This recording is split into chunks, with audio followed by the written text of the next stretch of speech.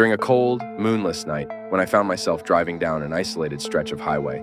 The only sound was the steady hum of my car's engine and the rhythmic thud of tires against the asphalt. The road was empty, stretching endlessly into the darkness, with nothing but the faint glow of my headlights cutting through the night. I had been on the road for hours, making my way back home from a visit to a friend in a neighboring town.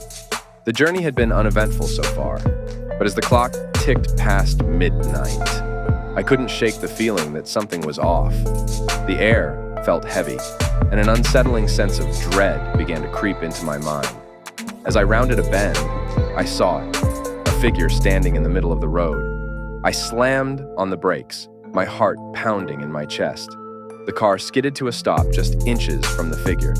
It was a woman, her long hair matted and her clothes tattered. She stood motionless, staring at me with vacant, hollow eyes. I rolled down my window, my voice trembling as I called out to her. "Are you okay? Do you need help?" She didn't respond, didn't move. I felt a chill run down my spine. Something about her presence was deeply unsettling, as if she were not entirely of this world. Suddenly she turned and walked into the forest, lining the road, disappearing into the shadows. I hesitated, my instincts screaming at me to leave, but curiosity got the better of me. I grabbed a flashlight from the glove compartment and stepped out of the car, my breath visible in the cold night air. I followed her into the woods, the beam of my flashlight cutting through the darkness. The forest was eerily silent, the only sound the crunch of leaves beneath my feet. I called out again, but there was no response. The deeper I ventured, the thicker the trees became, their branches forming a twisted canopy above. Just as I was about to turn back, I saw her again, standing by an old, dilapidated cabin. The door creaked open, and she slipped inside.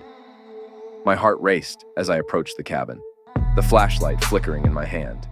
I pushed the door open and stepped inside, the floorboards groaning under my weight.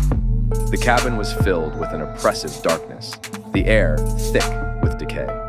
As I swept the flashlight around the room, I saw them, dozens of photographs lining the walls, all of the same woman.